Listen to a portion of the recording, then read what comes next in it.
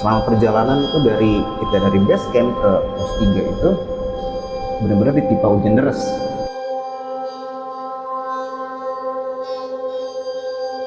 Nah, gue sama temen gue itu berada di depan duduk dan dia ngeliat dan dia bilang jangan nengok ke belakang Neng, nanti di pos 1 ini gue minta istirahat dulu kali ya di sini buat merokok sebentar, apa minum sebentar.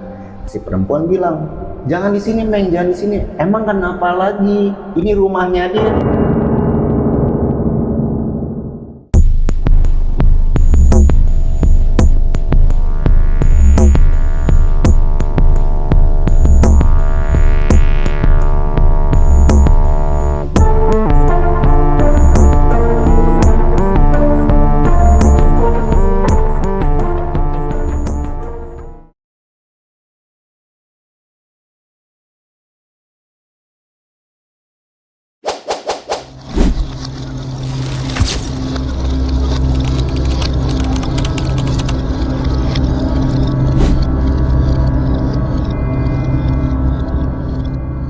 Weh, Bang Komeng, Woi, lu masih kerja di rumah hantu itu apa udah enggak sih? udah enggak. Sekarang gua lagi ngejalin bisnis angkringan, join sama temen gua. Widih, mantep. Kasih tahu dong sama sobat Pangsiters nih, lu angkringan lu di daerah mana sih? Angkringan gue ada di daerah Rawamangun, tepatnya di Jalan Balap Sepeda Velodrome, Jakarta Timur. Mampir lu kalau lewat situ, jangan sampai kagak. IG-nya ada Bang, IG-nya? Ada angkringan abimanyu.jkt. Ingat, angkringan abimanyu.jkt, jangan sampai salah lu follow-nya. Ntar lu kalau ke situ mampir lu mau ngopi ada kan? Ada dong, Mas. Jahe? Ada. Ada tuh. Udah pokoknya mampir lu kalau daerah situ. Oke, Bang Komeng, lu bisa lanjutin nih cerita lu yang pengalaman di gunung tuh. Dari awalnya gimana lu pengalaman lu yang luar biasa ini? Jadi ini tuh di tahun 2015 kita berlima naik ke Gunung Merbabu via jalur Cuntel di Salatiga.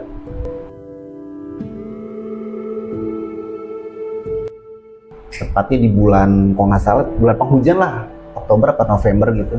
Kita berangkat dari rumah, kita siap-siapin dulu nih peralatan. Gue seperti biasa, gue seorang sweeper yang bawa-bawa alat karena gue malas membawa logistik. Karena apa? Bentar-bentar berhenti, bentar-bentar nanti minta makanan. Nah iya kan, kita berangkat dari rumah,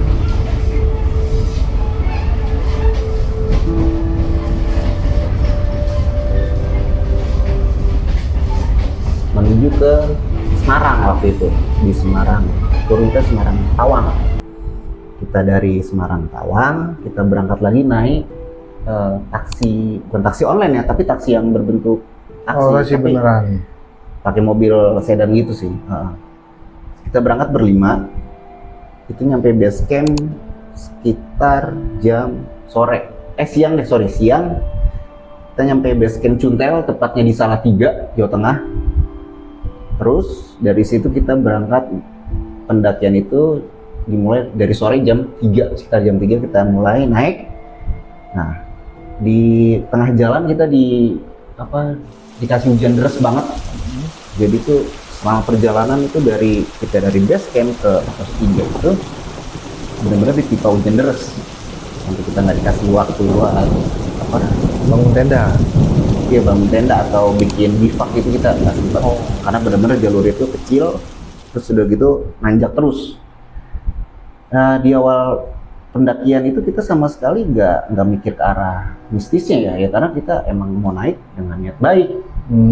Emang awalnya lu ngerencanain ini udah lama apa baru? Apa pengen udahlah ntar kita langsung aja tiba-tiba ngajak ayo berangkat besok gitu? Nah iya kayak gitu, kita asal nembak aja misalnya hari ini, seminggu kemudian kita di jalan gitu. Jadi emang benar-benar kita berlima ini yaudah yuk kita berangkat, karena posisi waktu itu kita masih pada kuliah semuanya. Ada juga yang kerja satu orang, cuma dia ngambil cuti. Pas sudah patenin kita berangkat ke Gunung Merbabu via Cuntel, emang itu dari saran dari gue, karena jalur situ yang menurut gue nggak terlalu rame, nggak terlalu sepi, flat aja. Pas kita mulai pendakian, kita sampai di pos 3, udah malam, kita bangun tenda, masih aman-aman aja, semua terlihat normal lah. Paginya kita summit ke puncak Genteng Somo dengan jalur pendakian ya lumayan berat lah, maksud kayak lu nanjak turunan, nanjak lagi turunan lagi sampai puncak gitu. Pas kita turun dari puncak, nah di sini mulainya nih titik dari yang pengen gue ceritain gitu. Titik intinya kita sampai di pos 3 itu tempat kita bikin tenda itu sore, sekitar jam 5, tapi gua memaksa untuk turun maghrib. Karena apa? Karena gua mengejar kereta. Saat itu kereta tiba di stasiun Solo itu jam 3 pagi. Gua ngejar, ya dia berangkat maghrib lah. Ya awalnya kita semua normal semua. Kita turun dari pos 3 ke pos 2 udah azan maghrib. Nah, salah satu teman gua dia minta izin untuk sholat maghrib lah dia, sedangkan gue sama temen gue dan dua temen gue ini nih, jadi kita berlima, dua orang ini yang pasangan. Nah gue sama temen gue itu berhadapan duduk dan dia ngelihat sesuatu yang gaib lagi di atas pohon. Kita nyebutnya, dia sebutannya anak metal karena rambutnya yang menjuntai ke bawah. Oh begini ya, menjuntai ya? Iya gitu, kayak rambut gitu kan. Gitu persis ada di belakang gue, di belakang pohon, dan dia bilang jangan nengok ke belakang Meng, udah gue udah cukup melihatnya, makanya gue nunduk. Emang sosoknya makhluknya apa Pik? Anak metal. Oh oke, udah ngerti kan. Udah, kita udah selesai sholat, teman gue, kita mulai jalan lagi nih ke bawah. Kok ini perjalanan kayak terasa lama banget, kayak panjang gitu, ditambah gerimis manis lah kayak perjalanan tuh. Pikir gue gini loh, kita berlima sama-sama botas. Nah isinya yang kita tahu peralatan gunung dan pakaian dan logistik. Kok berat ya? Pikir gue masih positif dong, karena mungkin ada baju basah, ada peralatan lain dan semacamnya kan. Udah kita turun bawah tuh kayak emosi kita berlima tuh kayak gue kesel sama temen gue kesel tanpa sebab gitu. Mungkin karena perjalanan yang cukup panjang kok nggak nyampe sampai setibanya tuh kita ketemu jalur Cagak.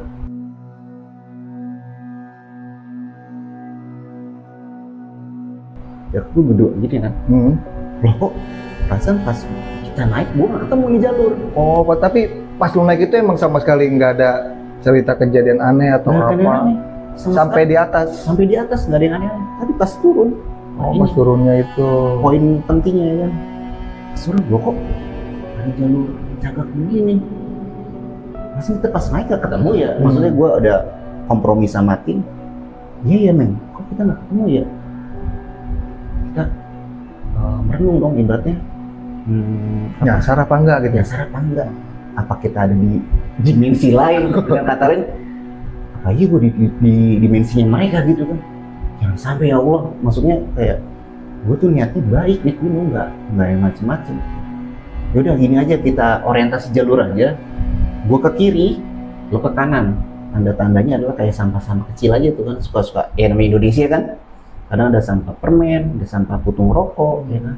Kalau ketemu jalur yang ada sampah kecilnya, itu berarti jalur manusia. Oh gitu caranya ya di gunung. Udah deh, gue ke kiri, gue ke kanan. Gue ke kiri sama sekali nggak nemuin apapun. Kanan seorang, ke kiri seorang, jadi seorang. Oh yang jaga. Sisanya tiga, iya kan. Udah tuh gue ke kiri, gue ke kanan.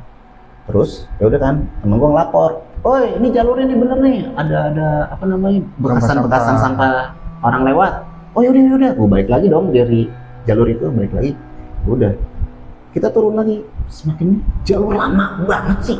Maksudnya tuh, apa bener kita sasar ya? Nah temen gue satu ada yang pacarnya temen gue ini nih, yang cewek yang tanda kutip indigo. Kok lama banget ya jalan nih, Dul. Kita kalau sampai larut malam kita ngecamp aja deh, gak apa-apa ngecamp di mana aja. Kita babat aja apa yang jalur-jalur yang ada ilalang buat kita ngecamp. Gue bilang nggak bisa dong, nggak bisa. Gue percaya kita bakal nyampe ke base camp, bakal pulang dengan selamat. Soalnya apa? Persediaan air menipis, logistik juga menipis, dan nggak mungkin kita nge-camp malam itu juga. Akhirnya gue memaksa udah turun ke bawah, ya kan? Turun ke bawah. Nah di sini mulai ada gangguan nih, ya kan? Si perempuan ini dimulai dari kayak ada anak kecil yang ngeganggu, sedangkan gue posisi sebagai sweeper di belakang. Si cewek bilang gini, ih jangan gangguin dong, ini apaan sih dia nih gini-gini. Gue sebagai yang di belakang serem juga. Lu jangan begitu dong, maksudnya apa sih? Lo pakai ngomong-ngomong kayak gitu kan, satu tim kan mentalnya juga kena. Saat itu kita turun cuma berlima doang, berlima.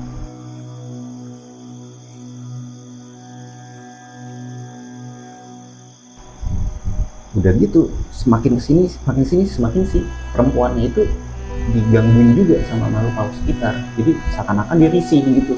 Ih, ini apa sih, kamu kesinian dikit dong, kan kita mau lewat, ya kan? Gue sebagai itu di belakang gue minta tukeran dong. Ada temen gue namanya Opik, ya kan? Pik, lu belakang nih Pik. Apa nih perempuan kok ngomong gitu, gue kan takut nih, sama lu, gue juga takut. Aduh gimana ya? Ya udah tuh, ada satu temen gue yang badannya gede, dia sering jatuh. Jadi kayak setiap kali dia jatuh dia ngomong kayak gitu, ngomong-ngomong kotor lah ya. Kotor. Ya mereka juga ngerti lah makhluk gaib, ya kan. Akhirnya kita rehat sejenak, kita buat ngerenungin kenapanya ya kan, kok kita selama perjalanan nggak nyampe ke pos berikutnya gitu kan. Kenapa ya? Udah deh kita masing-masing berdoa. Nah karena pasangan ini non muslim dan kita muslim, ya udah kita kolaborasi untuk berdoa, minta diberi keselamatan sampai ke base camp. Nyampe ke pos 1.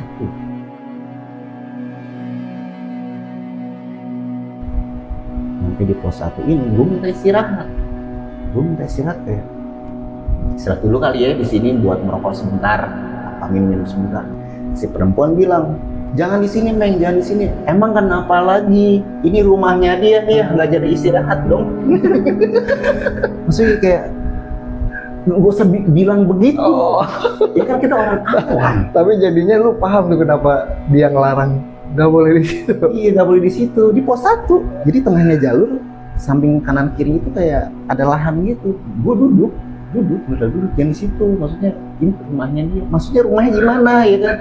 Dia di sini yang paling kuat, di sini energinya yang paling ini. Pokoknya dia tahu yang soal-soal kayak gitu nih ya, karena dia indigo, kan? Jangan sih pokoknya energinya kuat. Waduh, gimana dong? Akhirnya gue mutusin sama tim, gue duluan deh buat ngincer ke base camp. Maksud gue nggak ninggalin kalian, enggak. Jadi gue duluan, maksudnya tuh biar tuh jaraknya nggak terlalu jauh, nyari jalan ya kan. Takutnya kita ada di dimensi lain, kita kan serem juga. Itu jam berapa tuh sampai situ tuh, pos 1 tuh? Itu di pos 1 itu gue nyampe sekitar tengah malam, setengah 1 apa jam? Iya setengah 1 deh. Setengah 1 malam. Setahu gue ketika gue naik itu cuman 6-7 jam, kok gue turun lebih lama. Kenapa turun lebih lama, naik agak lebih cepet? Kan gue bingung aja, tanda kutip ya kan. Karena kita selama perjalanan turun itu yang kita ditongolin sosok si anak metal, sampai kita ada penampakan anak kecil, cuma yang bisa ngeliat si perempuan itu. Terus juga perasaan jalurnya kok panjang banget, nggak nyampe sampai emosi kita tuh berlima bener-bener kayak anjir nih. Tapi lu nggak ada pikiran, maksudnya kita balik lagi nih, kayaknya kita salah jalur gitu? Nggak ada. Gue terusin ke bawah karena gue yakin ini jalurnya, nggak mungkin jalur yang lain. Ini jalurnya, udah kita nggak disorientasi jalur. Kita ketemu ke pos kita ketemu. Yang tadi gue bilang sampai di pos 1 itu adalah rumahnya mereka. Ternyata mereka berkoloni yang energinya yang gede, ada juga ya. Itu berkata yang orang kayanya lah ya. Iya gitu. Kalau dia, ini orang susah, kita ini orang susah aja deh. Soalnya gangguannya nggak terlalu kuat gitu mungkin ya. Pas gue memutuskan dari pos 1 untuk coba gue cari jalur deh. Cari jalur, Ternyata gue juga takut ya kan, gue minta barengin lagi. Akhirnya, barengin lagi deh, barengin. Ah lu tadi mau sendiri mau gitu sendiri ya kan. Barengin lagi. Pas naik. Di sini nih bagian yang anehnya nih. Aneh, ada 11 orang yang naik. Di jam tengah malam dong. Harusnya Jam segitu ngapain dia naik gunung? iya, nggak ada ya. Turun. Rasanya saat itu gue positif karena mereka pengen nantang diri mereka kali buat naik malam, biar nyampe pagi misalnya gitu kan. Tapi juga banyak kok orang-orangnya, itu ada orang tuh masih anak-anak tuh. Udah deh, alhamdulillah ada orang nih. Kehidupan ya kan. Tapi yang anehnya dari 11 orang itu, dia itu mukanya flat, benar-benar flat, kayak datar. Dia negor kita, ya mereka itu negor kita, misi mas, tapi flat, misi mas. Gue senterin kan, oh iya silakan. Gue tengok kan dong sama temen gue, yaudah positif deh. Tapi yang terakhir itu gue inget gue tuh perempuan pakai kerudung, pakai tas. Dia bisa-bisanya gitu di antara laki-laki dari belakang ya. Di paling belakang, ya kan? Bisa-bisanya perempuan, berarti keren juga nih perempuan. Di situ gue mulai kayak agak aneh juga sih, tapi biarin dia masih positif. Terus gue bilang ke teman gue, sebentar lagi nih pos 1 bayangan. Kalau dari pos 1 bayangan ke base camp itu jaraknya nggak jauh, paling cuma 20 menit lah. Gue coba ke pos 1 bayangan, gue ngecek masih ada orang apa enggak. Tapi lu yakin berani nggak dulu? Berani kok, Gym Center. Sendirian dong gue, lari tetep. Jadi pos 1 bayangan itu ada bangunan. Di mana bangunan itu kayak bangunan permanen. Gue masuklah ke situ. Gue masuk, gue duduk. Tiba-tiba ya namanya ya antara gue kelelahan atau enggaknya, tapi gue ngerasa tuh di depan gue ada sesuatu yang ngeliatin. Yang ngeliatin kayak siapa sih tuh orang? Gue sampai begitu kan, siapa sih? Gue senterin, cek. Tapi merinding juga dong, gue sendirian. Akhirnya gue balik lagi ke jalur, gue panggil teman-teman. Woi, lu udah di mana? Gue di pos 1 bayangan. Apa kodein pakai senter? Cetak, ya kan? Tolong kodein, sampai gue teriak begitu kan. Iya meng nih, gue udah bentar nyampe. Gue sambil nengok ini karena posisi gue sendiri dan gue ngerasa ada hal yang ganjil gitu ya kan. Mereka udah nyampe di pos 1 bayangan, kita istirahat dulu sebentar. Kita saling kayak kita mau cerita tapi jangan deh, kita masih ada di atas. Lu ngerasain nggak sih apa yang kita rasain?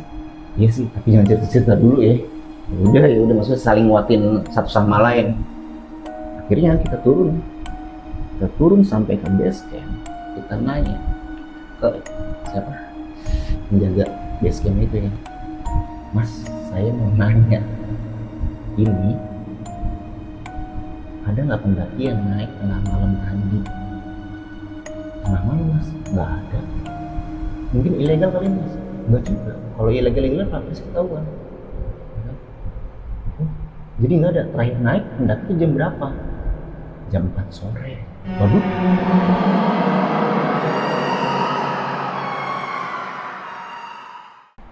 Tiba-tiba si cewek itu pacarnya temen gue ini histeris ya kan. Ternyata itu orang-orang yang pernah hilang di situ, di gunung tersebut. Jadi menurut penuturan si cewek itu mereka itu bukan satu kelompok tapi banyak kelompok. Oh, banyak kelompok tapi jadi satu. Jadi tuh mereka menandakan eksistensi mereka itu kita. Jadi gue nggak tahu itu pesannya positif apa negatif, kita nggak tahu. Saat itu kayak langsung kayak merinding, bener-bener anjing gue lihat. Tapi itu nyata banget. Nyata manusia biasa. Manusia biasa sih pakai kaos, pakai topi, pakai tas, jalan tapi mukanya flat. Dibilang permisi mas, ya kita jawab, mari mas hati-hati, begituin ya kan. Ya pikir gue tuh ya manusia, ternyata pas si cewek itu cerita, ternyata mereka adalah korban-korban yang pernah hilang di gunung itu. Oh, jadi pas ketemu itu si cewek ini nggak ngomong kalau apa mungkin dia nahan mungkin ya? Nahan kayaknya. Takut lu pada nanti shock ya kan? Tuh. Akhirnya dia cerita pas sudah di saat itu baru cerita. Baru cerita. Pas sudah di bawah kita ceritain semua. Ternyata selama di perjalanan pendakian kita turun, kita tuh masing-masing di peluk. Bukan peluk sih, di Oh, digelendotin kali ya? digelendotin gitu. Ternyata itu kenapa tas kita bisa berat, ya, karena itu pikir gue kan, basah kali baju gue di dalam atau banyak peralatan, ya kan. Ternyata yang lainnya juga sama berat, tapi beratnya aneh, atau nggak beratnya begitu. Bebannya berat banget itu ya. Ternyata kata si perempuan ini yang indigo, ya kita kayak berlima ini satu-satu tuh diituin. Wah, kok bisa ya? Maksudnya tuh kayak kenapa kita berlima itu diisengin sama mereka? Apa kita yang salah? Apa kita punya hati yang jelek? Atau ada sesuatu yang mungkin mereka kan kita kan nggak tahu namanya pasangan kan. Iya, kita nggak tahu. Iya. Kita nggak tahu. Kejadian itu nggak sampai di gunung itu doang, sampai kita desa nggak, sampai ke stasiun pun masih tetap itu terutama gua tuh. Jadi pas gua mau ngejar kereta ke Solo nggak dapat, terus gua ngejar kereta ke Semarang dengan kereta yang sama tapi jamnya yang beda. Terus nyampe lah gua ke stasiun Semarang Poncol pagi atau jam berapa? Pagi, subuh, bukan subuh, ya jam 3:30 karena kereta jam 4. Gue nyampe di stasiun Semarang, terus gue mandi dong. Gue mau mandi karena kalau mandi di base camp posisi masih dingin, kan udah di bawah nih di Semarang.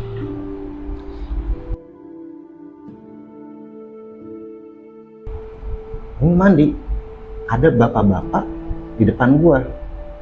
Gue ngajak temen gue dong, lu mau temen gue ke WC nggak? Biasanya di mana? Oh no, di situ di luar. Temenin yuk. Di depan gue ada bapak-bapak, kita sama masuk ke WC bareng. Dia posisinya di WC kiri dan gue di kanan. Ya kan? Gue jebar-jebur, ternyata di sebelah nggak ada suara. Tapi gue persis beneran ngeliat dia tuh masuk WC bapak-bapak. Jebar-jebur, gue mandi, gue selesai mandi, gue tanya temen gue, bapak-bapak yang tadi udah keluar belum? Bapak-bapak yang mana, men? Yang tadi yang depan kita. Bapak nggak ada lu, halu apa maksudnya? Yang tadi pakai baju kemeja, karena bapak-bapak sama sendal, nggak ada. Demi apa lu? Demi nggak ada, sama sekali nggak ada bapak-bapak atau ada orang, kita berdua doang. Ya lu, maksudnya, sih. Akhirnya kayak lu lagi kenapa sih, men? Itu ada bapak-bapak, men. Masa kita dari perjalanan dari atas sampai ke stasiun nih, kenapa masih ada yang ngikutin ya kan? Kenapa ya kan? Tapi lu nggak coba cek itu kamar mandinya? Lu geledah, mungkin dia lagi ngumpet di belakang gini kan? Enggak, pikir gua pas gua kelar mandi dia udah keluar, soalnya pintu udah kebuka. Oh, pintu kebuka. Tapi temen gua sama sekali nggak ngeliat bapak-bapak. Temen gua posisi di luar, lagi duduk, nungguin gua mandi. Pikir gua, waduh ini gunung ngasih kita pelajaran semua. Maksudnya dari pendakian ini kita dikasih pelajaran, kita dilihatin eksistensi mereka, entah apa salah semua ya kan. Atau mereka yang mungkin yang dari sebelah sini juga kan hilang nih, dia tolong dong temuin gua, tolong dong cariin gua. Kayaknya dia ngasih kode ya. Ngasih kode.